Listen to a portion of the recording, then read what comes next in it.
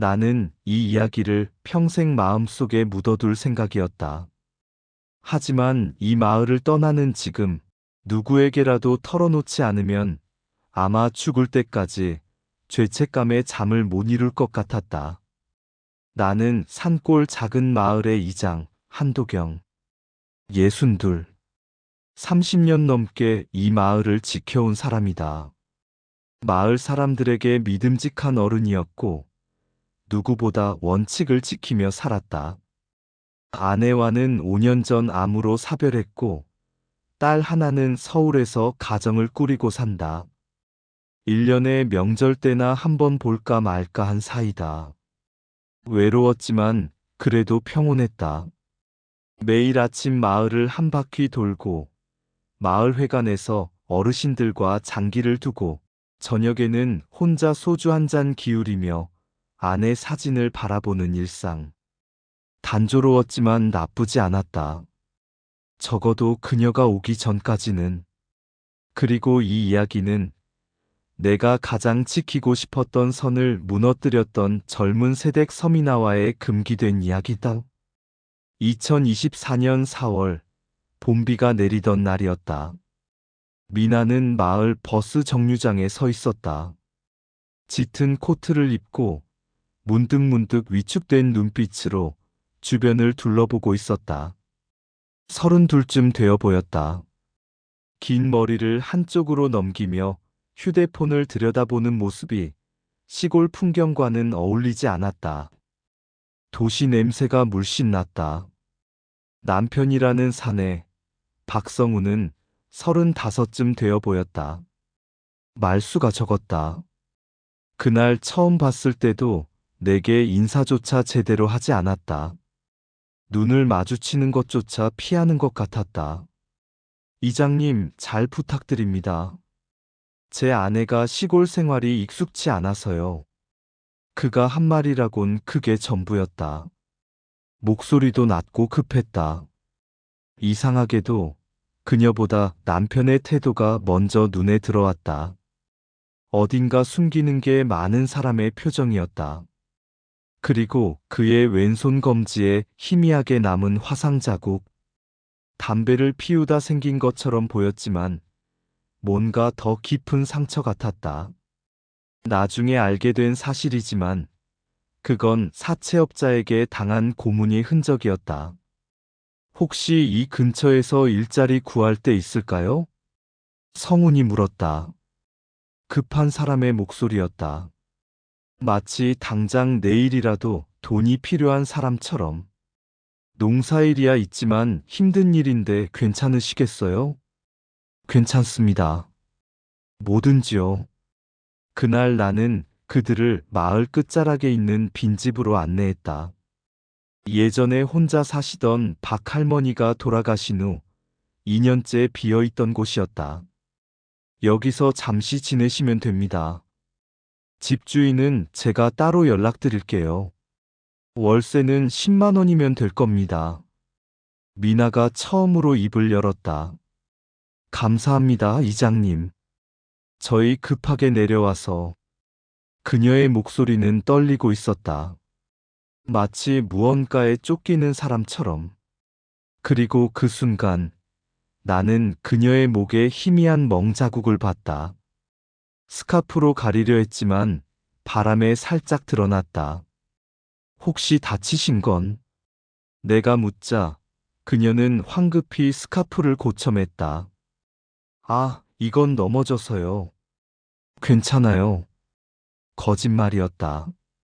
하지만 나는 더 묻지 않았다. 남의 집안일에 함부로 끼어들 수 없었으니까. 그때는 몰랐다. 그 떨림이 두려움에서 온 것인지 아니면 다른 무언가인지. 그리고 내가 그 떨림의 중심으로 빨려 들어가게 될 줄은. 5월 초 어느 날 밤이었다. 비가 억수같이 쏟아지던 날 마을회관 회의를 마치고 집으로 돌아가는 길이었다. 밤 9시가 넘은 시간. 버스 정류장 지붕 아래 누군가 서 있는 게 보였다. 미나였다. 뭘 그렇게 혼자 이 시간에? 그녀는 깜짝 놀라 뒤돌아봤다. 눈가가 빨갛게 부어 있었다. 울었던 것 같았다. 이장님, 남편이 데리러 오기로 했는데 연락이 안 돼서요. 버스도 끊겼고. 목소리가 떨렸다. 추위 때문인지 다른 이유 때문인지 알 수 없었다. 내가 우산을 씌워주자 그녀의 어깨가 아주 조금 미세하게 떨렸다. 들어가죠. 추워집니다. 제가 태워드리죠. 괜찮으세요? 폐를 끼치는 것 같아서. 아닙니다. 어차피 같은 방향이에요. 차로 데려다 주는 길, 그녀는 창밖만 바라봤다. 말이 없었지만 뭔가 말하고 싶어 하는 것 같았다. 차 안에는 빗소리만 가득했다. 이장님. 네. 혹시 이 마을에서 핸드폰 충전할 수 있는 곳 있나요? 집에 전기가 자꾸 나가서. 전기가 나간다고요? 제가 한전에 연락해 드릴까요? 아니에요. 괜찮아요. 남편이 요금 낼 거래요. 그 말에서 뭔가 이상한 기운이 느껴졌다. 전기요금을 안 내서 끊긴 건가? 집 앞에 도착했을 때 불이 꺼져 있었다. 정말로 전기가 나간 것 같았다. 남편 안 계신가 봐요. 집에 들어가세요. 감기 걸리겠어요. 그녀가 차에서 내리려다가 멈칫했다. 그리고 조심스럽게 물었다. 이장님, 저희 남편 마을에서 일 잘하고 있나요? 이상한 질문이었다. 부부라면 직접 알 텐데. 함께 살고 있지 않은 건가? 글쎄요, 자주 보진 못했습니다만. 요즘 농사일 하시는 분들 말로는 잘 안 나온다고 하던데요. 그녀는 쓸쓸하게 웃었다. 그렇군요. 역시 감사합니다, 이장님. 그 순간이었다. 차 문을 닫으려던 그녀의 손등이 내 손등에 스쳤다. 아무 의도도 없었지만 그 짧은 접촉이 이상하게 오래 남았다. 그녀의 손은 차갑고 떨리고 있었다. 집으로 돌아와서도 그 떨림이 자꾸 떠올랐다. 아내가 죽기 전 병원 침대에서 내 손을 잡던 그때의 떨림과 비슷했다. 6월 중순, 초여름이 시작되고 있었다. 보일러가 고장났다는 연락을 받고 그녀의 집을 찾았다. 오전 10시쯤이었는데 성우는 집에 없었다. 항상 없었다. 보일러실은 마당 끝에 있었고 그녀는 추위에 입술이 파래져 있었다. 6월인데도 산골은 아침 저녁으로 쌀쌀했다. 밖에서 기다리면 감기 걸립니다. 따뜻한 데 들어가 있어요. 괜찮아요. 이장님 일하시는 거 봐야죠. 그녀는 옆에 쪼그리고 앉아서 내가 보일러를 만지는 걸 지켜봤다. 가끔씩 한숨을 쉬었다. 깊고 무거운 한숨. 이장님. 네.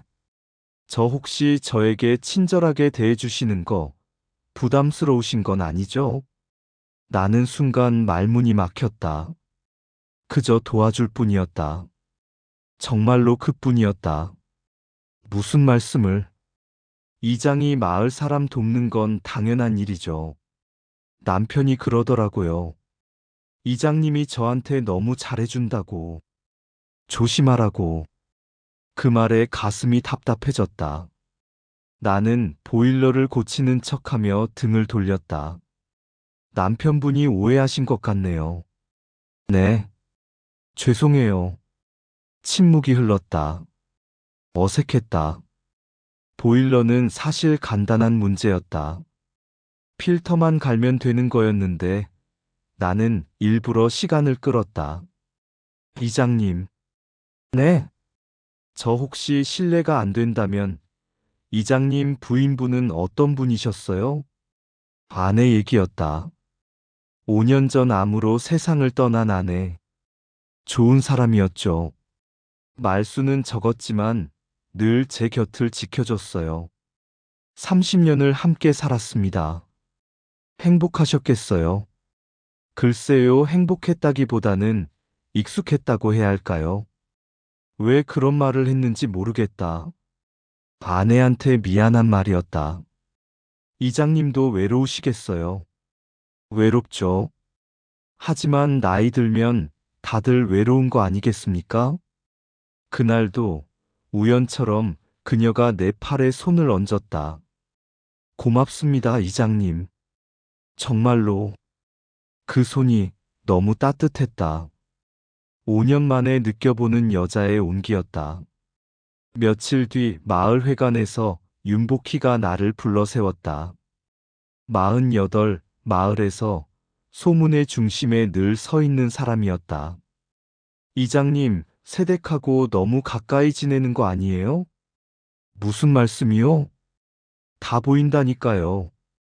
이장은 마을 어른인데 그런 오해 받으면 곤란해요.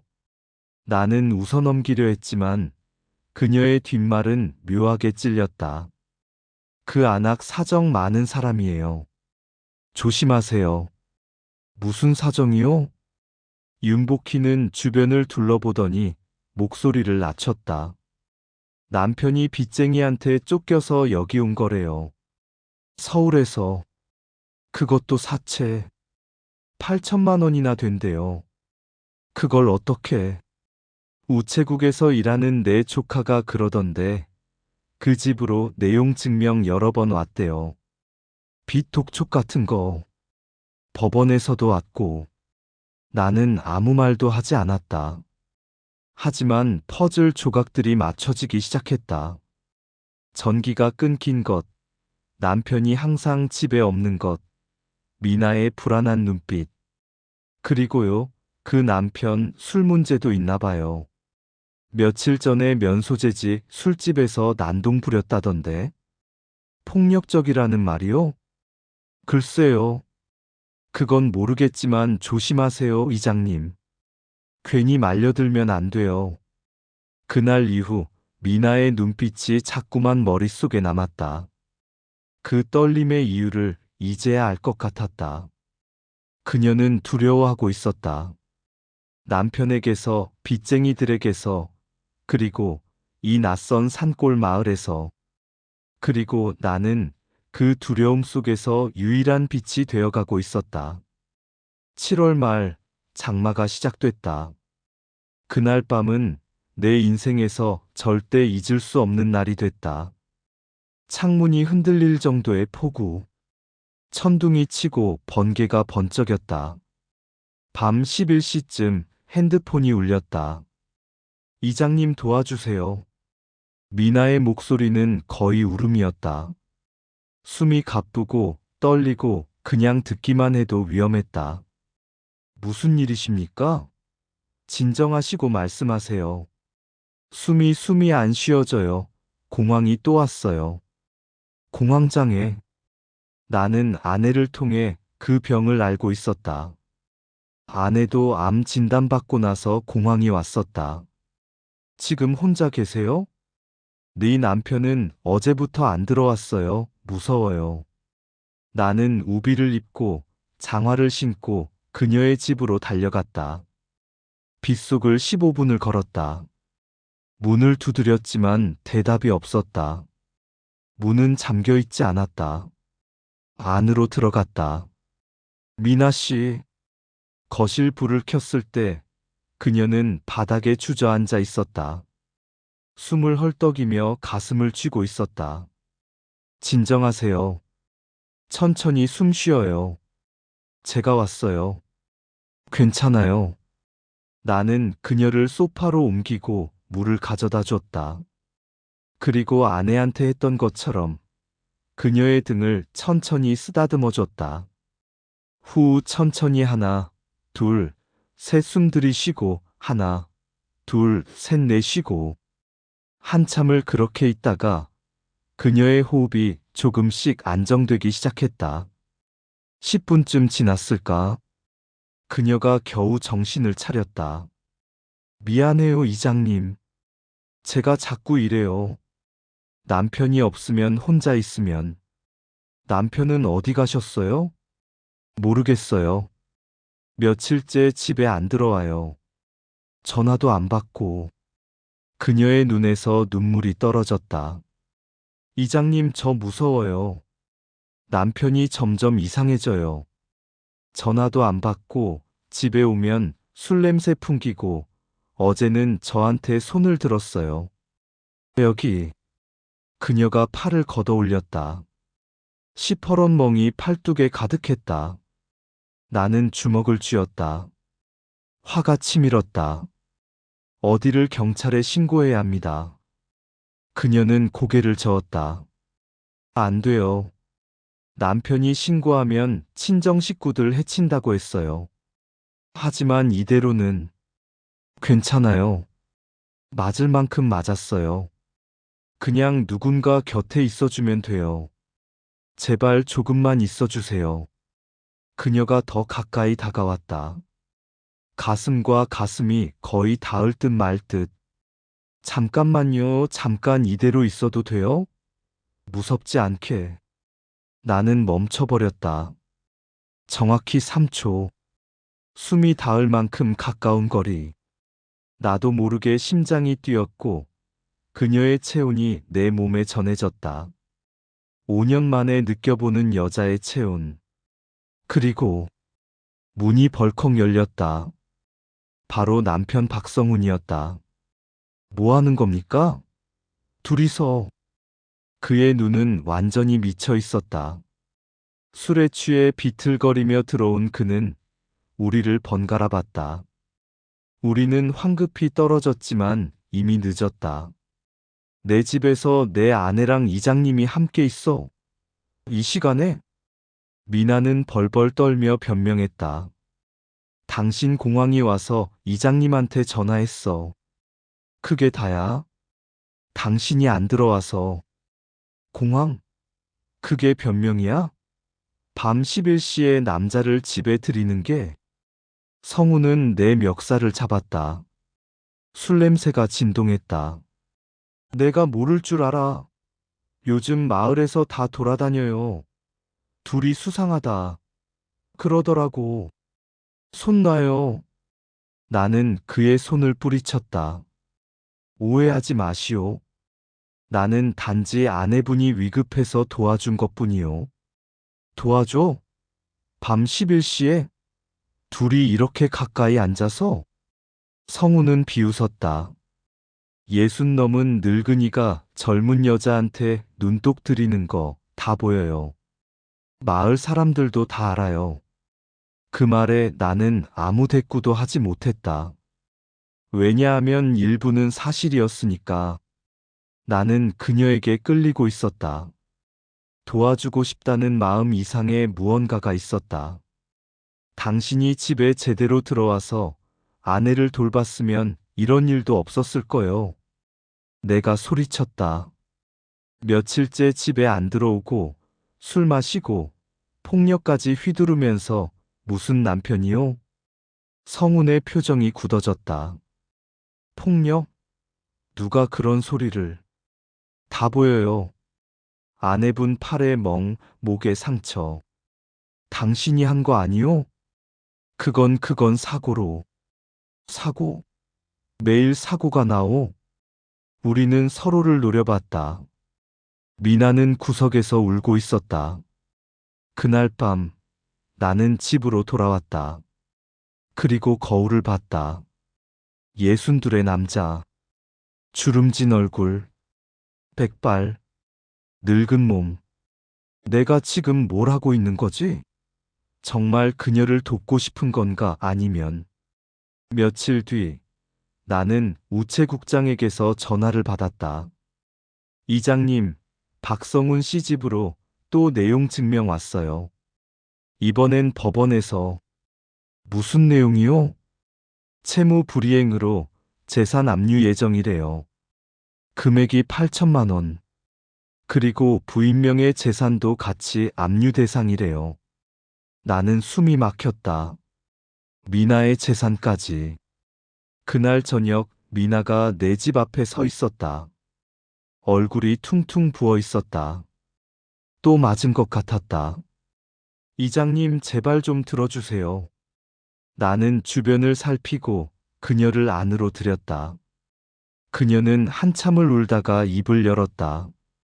남편이 제 친정 재산을 노리고 결혼했어요. 뭐라고요? 저희 아버지가 작년에 돌아가셨어요. 상속받은 집이 서울 강남에 있는데 시세가 15억이래요. 남편이 그걸 팔아서 빚을 갚으려고 해요. 제 동의 없이 제 도장을 위조해서. 그녀는 계속 울었다. 시골로 데려온 것도 저를 고립시켜서 진짜 도장 찍게 하려고 한 거예요. 친정 오빠도 친구들도 못 만나게 하고. 나는 주먹을 쥐었다. 분노가 치밀었다. 왜 진작 경찰에 신고하지 않았어요? 이건 명백한 사기고 폭행이에요. 무서워요. 남편이 협박했어요. 신고하면 친정 오빠네 가족 해친다고 빚쟁이들 풀어서 조카들까지 다치게 한다고. 그녀가 내 손을 잡았다. 이장님, 저 좀 도와주세요. 이장님밖에 없어요. 마을에서 믿을 사람이 이장님밖에. 그 순간 나는 깨달았다. 내 마음이 이미 선을 넘었다는 것을. 이건 단순히 마을 사람을 돕는 게 아니었다. 나는 그녀를 지키고 싶었다. 다음 날 나는 파출소에 박성훈을 신고했다. 폭행과 협박, 그리고 사기 혐의로. 미나의 진술서와 함께 병원 진단서, 그리고 우체국의 내용 증명 기록을 제출했다. 경찰이 조사를 시작했고 성우는 더욱 미쳐갔다. 그날 밤 10시쯤 내 집 앞으로 성훈이 찾아왔다. 술에 취한 채로. 이장, 나와요. 당장. 나는 문을 열었다. 그의 눈은 완전히 돌아 있었다. 당신이 신고했어요? 경찰이 나한테 출석하래요. 당연히 신고했어. 당신이 한 짓을 보면 당신 때문에 다 망쳤어요. 15억짜리 집, 이제 다 날아갔어요. 빚쟁이들이 내일 올라온대요. 그가 소리쳤다. 당신이 내 안에 꼬셔서 신고하게 한 거잖아요. 입 조심하시오. 조심? 마을 사람들 다 알아요. 이장님이 세댁한테 홀렸다고. 그 순간 그의 집 쪽에서 비명소리가 들렸다. 깍. 미나의 목소리였다. 나와 성훈은 동시에 그쪽을 봤다. 그리고 성훈이 달려가기 시작했다. 나도 뒤따라 달렸다. 집 앞에 검은 차 한 대가 서 있었고 정장을 입은 남자 둘이 미나를 끌고 있었다. 나요. 조용히 해. 우리 사장님이 보자는데 왜 이래? 사채업자들이었다. 성훈이 소리쳤다. 잠깐만요. 내일 돈 구해올게요. 제발. 내일? 벌써 3개월째 내일이야. 이제 부인한테 직접 받아야겠어. 친정집 팔래? 안 팔아요. 절대. 미나가 저항했다. 하지만 사내들은 그녀를 차에 태우려 했다. 그때였다. 나는 그녀의 손을 잡고 끌어당겼다. 무슨 짓이오? 사람을 함부로. 누구세요, 할아버지? 이 마을 이장이요. 당장 손 놓지 않으면 경찰 부를 거요. 사내들이 서로를 봤다. 그리고 한 명이 담배를 입에 물며 말했다. 경찰? 불러봐요. 우리는 정당한 채권 추심이에요. 사람을 강제로 끌고 가는 게 정당해요? 하지만 나는 놓지 않았다. 미나의 손을 꽉 잡고 있었다. 결국 사내들이 물러섰다. 좋아요. 오늘은 봐주죠. 근데 내일까지 연락 없으면 친정집으로 직접 갈 거예요. 차가 떠나고 그 자리에는 성훈과 미나, 그리고 나만 남았다. 성훈이 나를 노려봤다. 만족하세요? 이제 내 인생 완전히 끝났어요. 당신 스스로 끝낸 거요. 아니에요. 당신 때문이에요. 그때였다. 미나가 조용히 말했다. 이장님, 저 정말 무서워요. 더 이상 여기 못 있겠어요. 그 한마디가 내 마지막 이성을 무너뜨렸다. 나는 그녀의 손을 잡고 말했다. 가요. 지금 당장. 우리는 마을을 빠져나왔다. 비가 다시 내리기 시작했다. 성훈이 뒤쫓아왔지만 나는 그를 따돌릴 수 있었다. 30년간 이 산을 오르내린 나였다. 우리는 작은 산막으로 피신했다. 예전에 산불 감시용으로 쓰던 곳이었다. 이제는 아무도 안 쓰는 곳. 도경 이장님. 그녀가 처음으로 내 이름을 불렀다. 저 어떻게 해야 하죠? 그녀의 손이 천천히 내 손등을 덮었다. 저 이런 마음 가지면 안 되는데. 이장님은 마을 어른이시고 저는 유부녀고 나이도 30이나 차이 나는데. 그녀의 얼굴이 가까워졌다. 달빛이 희미하게 들어와 그녀의 윤곽이 보였다. 숨결이 내 입술에 닿을 듯 말 듯. 나는 마지막으로, 진짜 마지막으로 선을 지키기 위해 눈을 감았다. 그리고 조용히 말했다. 그러지 맙시다. 우린 그러면 안 돼요. 그녀는 울었다. 나도 울었다. 우리가 서로에게 가지 않은 건 유혹이 없어서가 아니라 너무 강해서였다. 그 선을 넘으면 우리 둘 다 돌아갈 수 없다는 걸 알았기 때문이었다. 밖에서는 빗소리만 들렸다. 그리고 멀리서 성훈이 우리를 찾는 목소리가 들렸다. 나와. 당장 나와. 미나야. 나는 그녀를 꼭 안았다. 하지만 그 이상은 하지 않았다. 우리는 그렇게 새벽까지 있었다. 말없이, 다만 서로의 온기만 나누며. 다음 날 새벽 경찰이 왔다. 박성우는 사기와 폭행, 협박 혐의로 긴급 체포됐다. 미나의 진술과 우체국 기록, 그리고 마을 사람들의 증언이 결정적이었다.